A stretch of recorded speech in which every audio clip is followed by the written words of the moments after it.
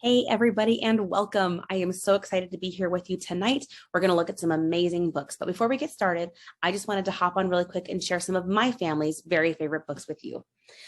First one I want to talk about is Don't Tickle the Monkey. This is my son Sam's favorite series. And when he was a baby and we used to read them, it was really simple.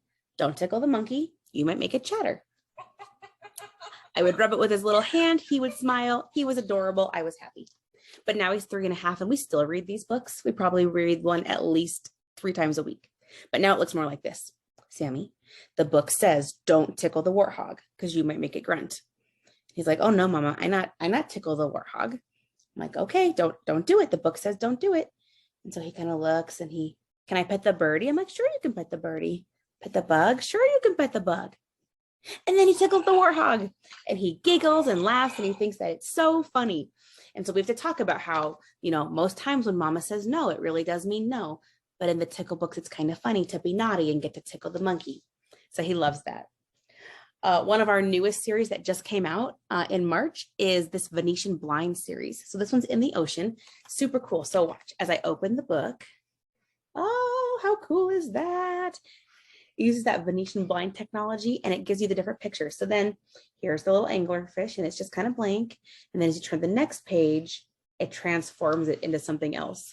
So a really cool new series we have In the Ocean, and there's a Jungle book too as well that are really cool. When I saw this one, I was so sure it was going to be a reusable sticker book because these are our friends from All Better or Kisses, Cuddles, and Goodnight, but it's totally different. There's a little slider and I can dump the food out. And there's all different kinds of food. So there's leaves and bananas, peanuts, fish, honey. Put this back in there. And so I'll open it to a random page. Here's Bear. It says Bear has had a busy day and now his tummy is rumbling. His favorite food is close by, but it's not easy to get. Will you help? Be careful of the bees. He opens wide and you decide what would Bear like best to eat.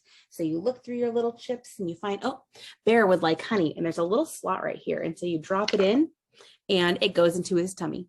So a super cute book about feeding the animals from that same series as Kisses, Cuddles, and Goodnight, All Better, Good as New, but it's not a reusable sticker book. So was kind of surprised by that, but it was a wonderful surprise. We love this one.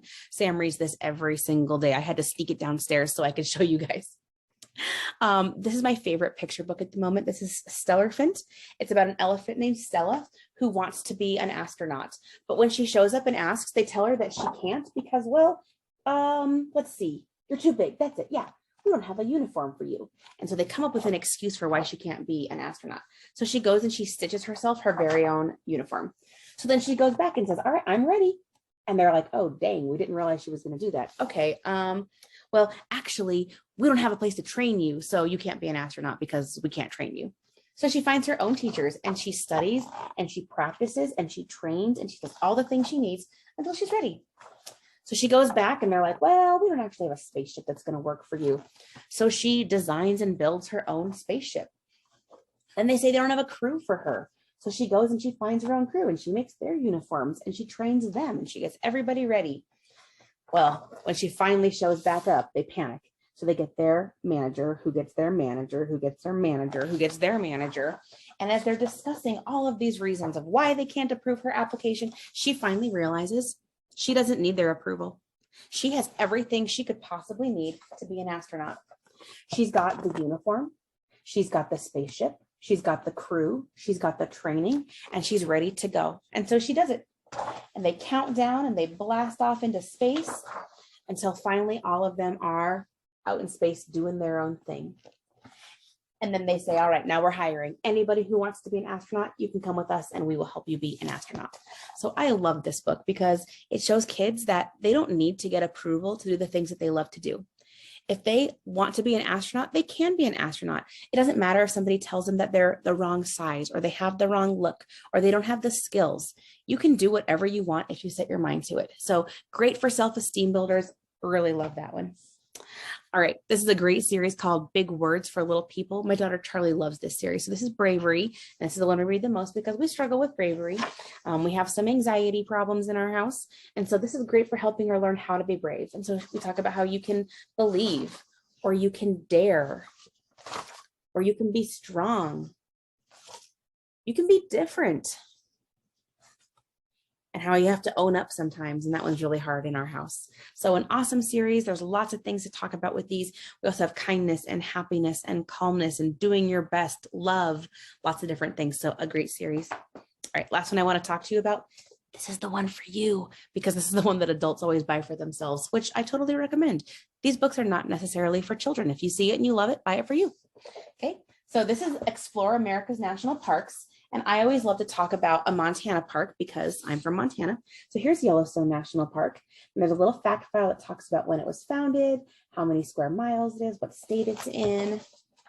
And the next page tells you all the things you should try to do while you're at that national park. What are animals you should look for? Or what are some different plants you should try to see? What are experiences you should try to have? Places that you should go.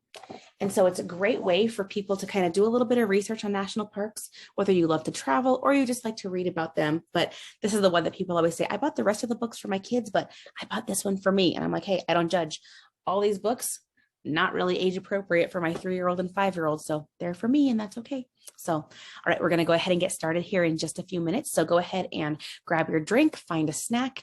If you're on your cell phone, this is going to work just fine, but it's always better to be on something bigger. So if you have a bigger screen, like a laptop or a tablet, then that's going to be a better partying experience for you, but it can totally be done on a phone. So go ahead and get whatever you need. We're going to play a quick game right here, and then we're going to go ahead and get started. So I'll see you guys soon. Here we go.